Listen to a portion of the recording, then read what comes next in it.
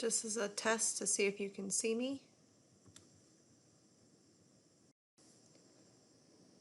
Today's lesson is going to be over factoring polynomials, which, as you can see on the PowerPoint, I call this the backbone skill of this course simply because this skill is going to be embedded into many of the concepts that we're going to be covering in class today.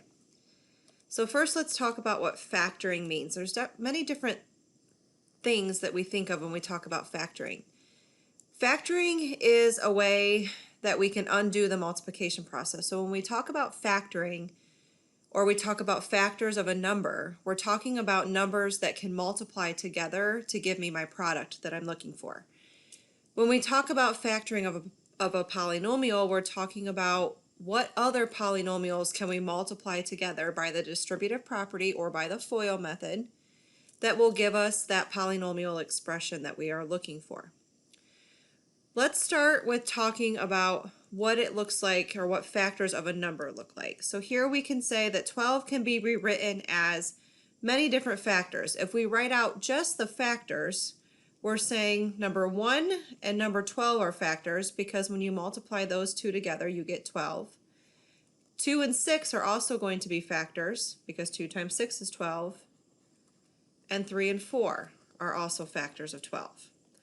Now those are all of the factors. We can also say that we have factor pairs. 1 times 12, 2 times 6, 3 times 4. Those are all factor pairs of 12. We can also say that we have prime factors of 12. Okay, the prime factors of 12, you would start a factor tree with any of the factor pairs besides 1 in itself. And if any of the numbers on our branches are prime, we're going to circle those, and that prime is dead. It cannot go any further. So the prime factors of 12 would be 2 times 2 times 3. Here's the factors of 12. Here are the factor pairs of 12. This is the prime factorization of 12. Now all numbers can be written as factors. They don't have to be composite, they can be prime. Prime factors even have 1 in themselves. Most polynomials can be rewritten as factors of new polynomials, but not all of them. Today we're going to look at 4 methods of factoring of polynomials. So a polynomial is an expression that is made up of numbers, variables, and the addition and subtraction of those terms. So things like x squared plus 3x minus 4, 2x plus 6, all of these are polynomials.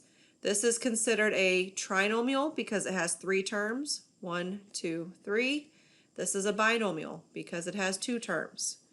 Terms are separated by addition and subtraction. So the 4 methods that we're going to look at today, these are not the names that you would find in any textbook. This is what I call them. I call the first one the chart method, second one the box method, third one greatest common factor method, or the GCF method, and then the last one we're going to look at today is the difference of 2 perfect squares. So we're going to start with the greatest common factor method. Now this method is something that you always want to check for first. Greatest common factor means all of your terms have a factor greater than 1 that is in common. You will do this when you are undoing the distributive property. Okay, so if we look at the distributive property, you guys should all remember this. Distributive property is when you have a number that needs to multiply into a polynomial. This would give us 2x plus 6. So this is our polynomial. This is what it would look like in greatest common factor form. Okay? Did I skip something here? Difference of 2 perfect squares. We're going to use that method when we have 2 terms that are being subtracted and both of those terms are perfect squares. When this happens, our binomial will always factor into 2 more binomial factors. So to get this, we're going to take the square root of our first term, a squared, which is a. That goes here and here. Now the only way we can multiply and get a subtraction sign is if one of our terms is positive and one of our terms is negative. So there's going to be one plus and one minus. The second term, or the terms that go behind our first terms, are going to be the square root of our second term. Square root of b squared is b. So one goes there and one goes there. Okay. We will look at some examples in a little bit. Let me go back here. To do the greatest common factor method, we will do prime factorization. Like I said, you always want to check for greatest common factor first and take that out. So our answer will have the greatest common factor of our terms here, and then the remaining factors of each one of our terms here. Now if our term started as a trinomial, you would have terms 1, 2, and 3, the factors of each one of those terms left here. If it was a binomial, you would only have 2 terms there. Okay. Third method is what I call the chart method. Now, this isn't the appropriate method, it's just what I call it because I use a t-chart to help me find my factors. Most people like this method because in order to do this method, our polynomial has to be in this very specific form. It has to be a trinomial, which means it has to have 3 terms. And in this class, our trinomial is always going to start with an x squared. Coefficient of that x squared is a 1. You will then be adding or subtracting another x term and then adding or subtracting a number. So b and c are numbers. X here stands for our variable. Now keep in mind it doesn't have to be an x, it can be any letter that they choose, but the same letter has to be in the first term and the second term. One of them will be squared, the second one will be singular. Okay. When this binomial is factorable, 99% of the time they are. Some of them are prime, meaning that there are no other binomial or are no other polynomial factors that can multiply to give us this.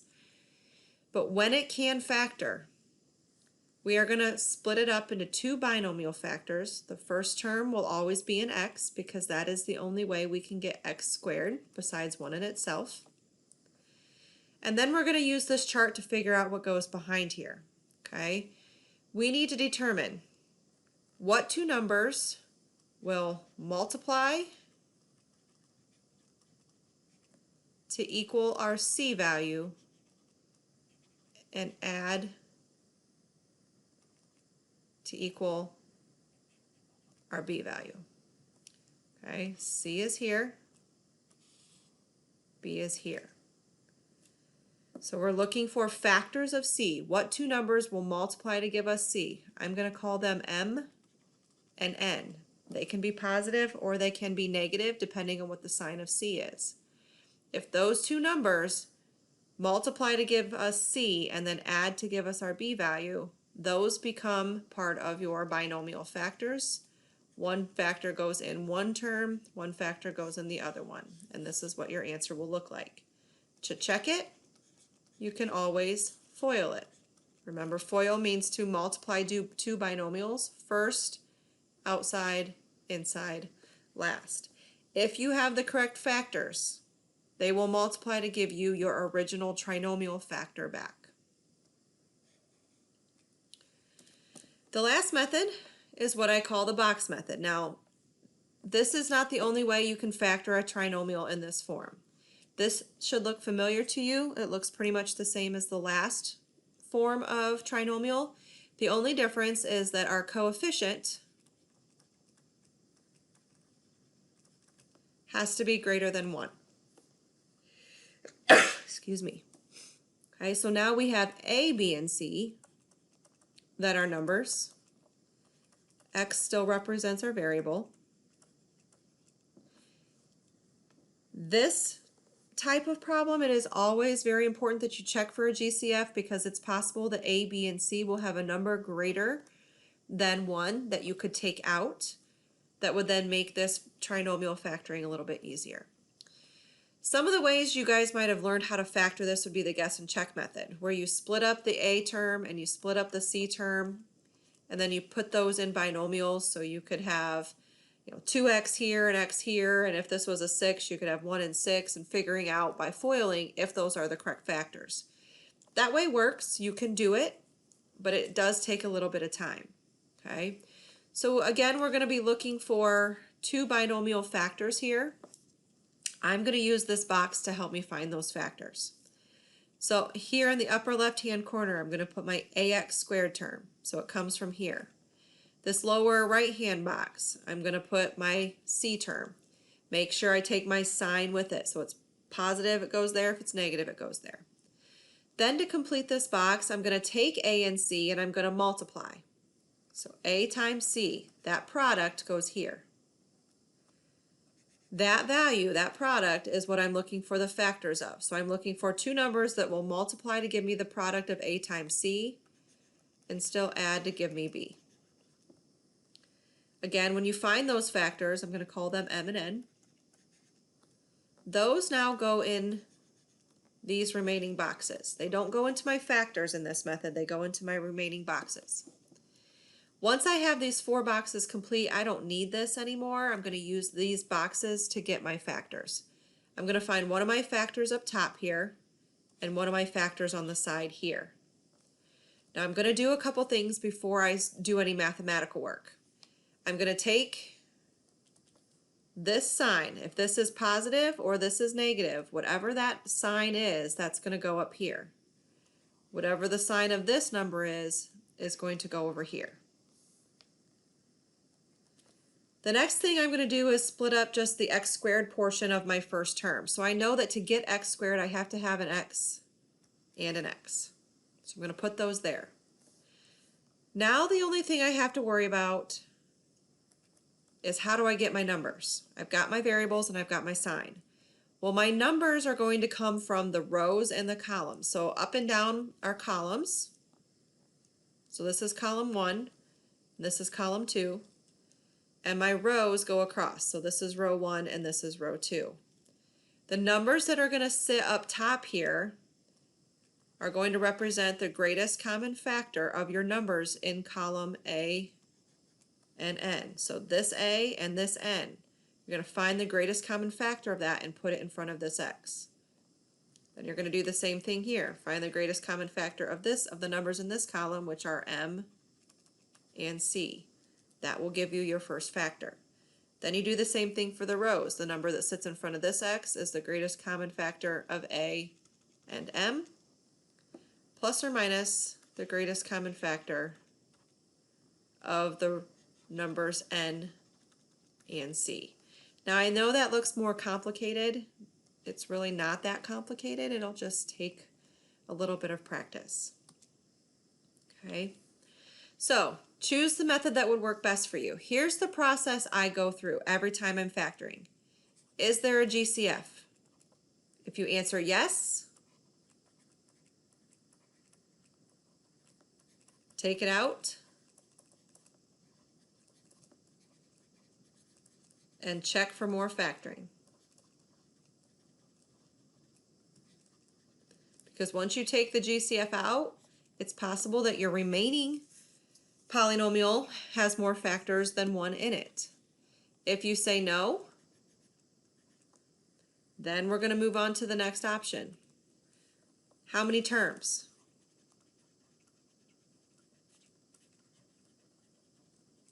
Okay. If it has 2 terms, you can do the GCF method or difference of 2 squares. If it has 3 terms, we can still do GCF, but then we need to check for chart or box. Okay. If it is in 3 terms, like this one, I'm still going to go through this process. So is there a greatest common factor between x squared, 8x, and 12? Well, there's a factor of x in my first 2 terms. There's a factor of 4 in my last two terms, but the only factor all three of them have in common is a 1. So I can't use the GCF. Since it has three terms, I know I can't do the difference of two perfect squares. So now my question is, can I do chart or box? Well, remember, chart is x squared plus or minus bx plus or minus c. It starts with an x squared. This starts with an x squared. So that's the method I'm going to use if it's factorable. So I know if it factors, it's going to split up into two binomials, and the only way x squared can be split up into anything other than 1 in itself is to have an x and an x. I know x times x gives me x squared. My job is to figure out what goes behind those x's. So I'm looking for two numbers that will multiply to equal my c value of 12 and add to equal my b value of 8. They are both positive, so I put them both positive here. So let's look at the factors of 12. We've got 1 and 12, 2 and 6, and 3 and 4. All of those multiply to give me 12, but only one of them adds to give me 8. So this is what I'm looking for. So my factors of 2 and 6 go into my polynomial factors for the polynomial x squared plus 8x plus 12. So you have two factors for this trinomial, x plus 2 and x plus 6. If I write it like this, it is the same thing. Remember, multiplication is commutative. Doesn't matter what order you do it in, as long as you have the correct factors. You can always FOIL to check your answers. When I multiply this, I get x squared plus 6x plus 2x plus 12, which gives me x squared plus 8x plus 12.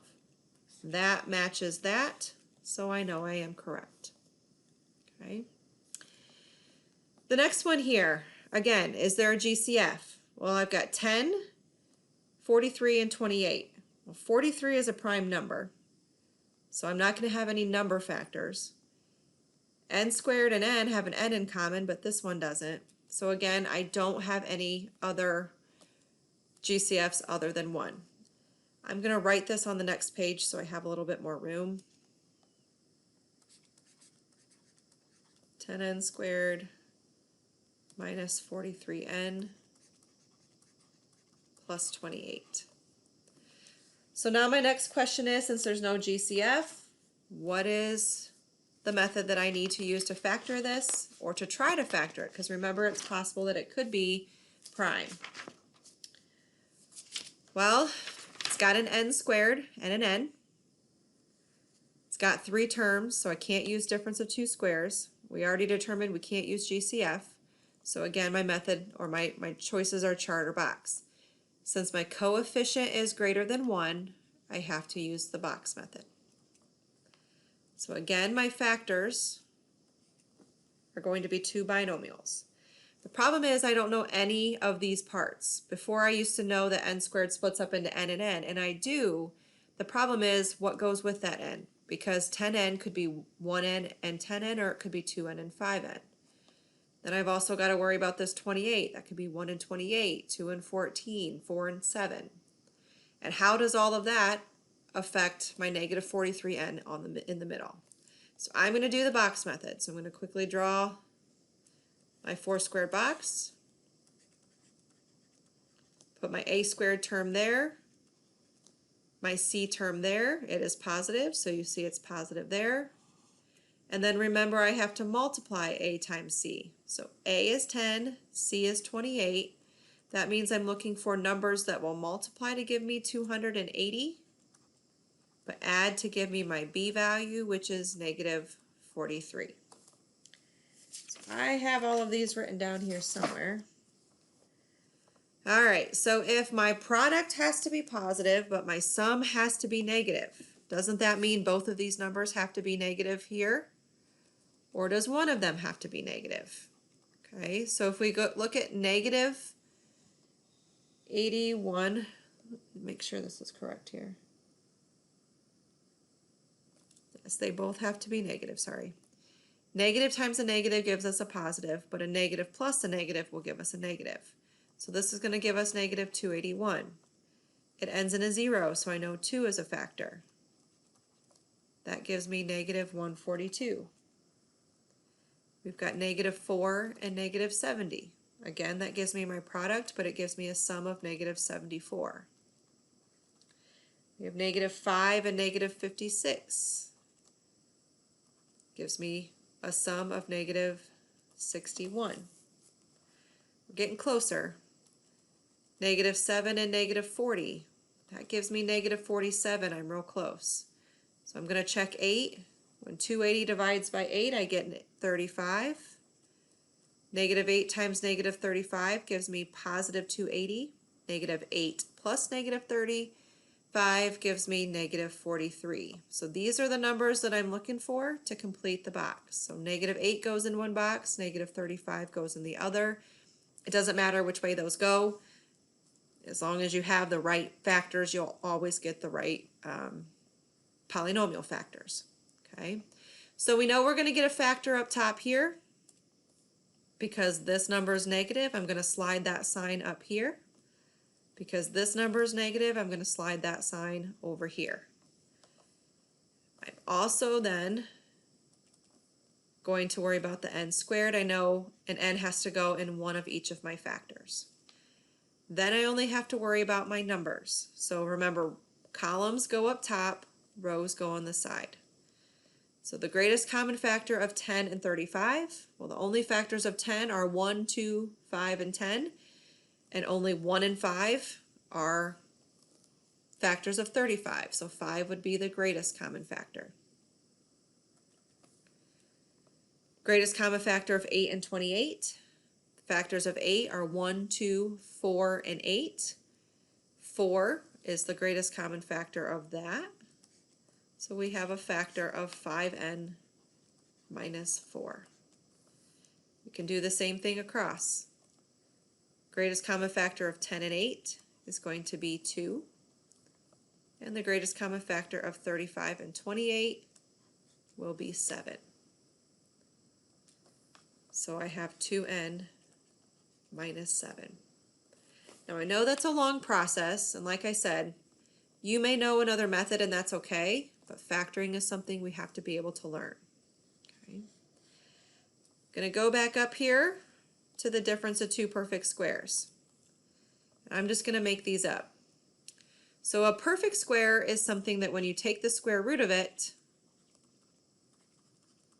you get a whole number. So things like 4, 9, 16, 25, 36, 49, 64, 81, 100, 121, and so on. Those are all perfect squares. When you take the square root of them, you get 2, 3, 4, 5, and so on. Variables can also be perfect squares. As long as your exponent is an even number, it'll be a perfect square. So the square root of x squared is x. Square root of x to the fourth is x squared, because x squared times x squared gives me x to the fourth. Square root of x to the 50th would be x to the 25th. X to the 25th times x to the 25th means you are multiplying 50 x's together. So if I have something that looks like x to the fourth minus 81, that is a perfect square because I have an exponent that is an odd number, and 81 is a perfect square. So I know my factors will be two binomials. Square root of x to the fourth is x squared, so that goes here and here. I know the only way to get a product that's negative is to have one positive and one negative, and the square root of 81 is 9. If I multiply those, I am going to get right back to x to the fourth minus 81. You can also have coefficients. If I have 25x to the 14th minus 121, coefficient of 25 is a perfect square. X to the 14th is a perfect square because it has an even exponent, and 121 is a perfect square. I know one of these is plus, one of these is minus. Square root of 25x to the 14th. The square root of 25 is 5. Square root of x to the 14th is x to the 7th. So 5x to the 7th goes here and here.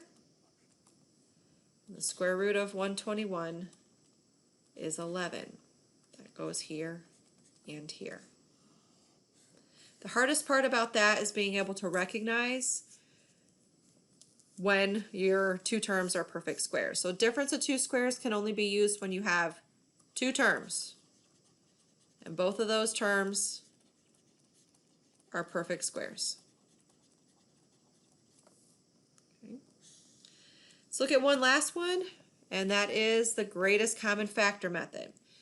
Okay, so this one has two terms. Remember, terms are separated by plus or minus signs. I only have one of those in there, so I have one term and two terms. However, we see odd number exponents, so we know that our difference of two squares is not going to work. Also, 10 and 15 are not perfect squares. Since it has two terms, that eliminates the chart in the box method. So GCF it is. So that means I'm looking for the greatest common factor. That will go here. And since I started with two terms, I will find the factors of the first term that are left after I find the GCF and put it there, and the factors of the second number and put it there. To do this, I'm going to prime factor each term. You don't have to worry about signs when you are doing this because you've already put that sign up here. Okay, so to prime factor 10, I have 1 and 10 or 2 and 5. Both of those are prime numbers, so I'm going to write 2 times 5 in my list. Now y squared, to prime factor that, you simply write out what y squared means, and that means y times y. And z cubed means z times z times z. Do the same thing with the second term. 15 is 3 times 5. Notice I am writing these in numerical ascending order, meaning from least to greatest. That will help in the next step. Y cubed means y times y times y. And then we have 1z. So I haven't done anything with the factoring yet. I've just prime factored each term. Now I'm going to use these lists of prime factors to find both my GCF, that's going to go here, and whatever factors are left over from the first term that go here and from the second that goes here. So if we look at our numbers, we can see that both terms have a number factor of 5 in common. So that 1, 5 is going to come down here. We also have a variable factor of y. That's also going to come down here. I have another variable factor of y. That is also going to come down here. I also have a variable factor of z. Pull that one down as well. So when you have factors in common, yes, there are 2 of them in the group, but we are saying we have one factor of 5. So both terms have a factor of 5. They have 2 factors of y and 1 factor of z. We multiply that together and we get 5y squared z. This means or represents my GCF term. So that's going to go out in front, 5y squared z. That is what these two terms, the factors that these two terms have in common. So I'm taking those factors out. Now what's left? Well, in my first term, I'm left with a 2 and z times z. So I'm left with 2z squared. And in my second term, I'm left with a 3 and a y. So that goes here. If I distribute that, 5 times 2 is 10. Y squared, z times z squared is z cubed. 5 times minus 3 is minus 15. Y squared times y is y cubed. Z. Notice that this matches that, and they are exactly the same. Okay. So just to recap this, we've got multiple methods. If we have 2 terms, we could use GCF, or we could use difference of two squares. If we have three terms, we could use GCF, we could use chart, but if we use that, we are looking for a very specific form of my trinomials. We could use box. Again, we're looking for another very specific form of my trinomial. If we have greater than three terms, right now, we can only use GCF. We will have more methods down the road, but that's it for today. Check your email to make sure that you know what your assignment is for this lesson. Let me know if you have any questions.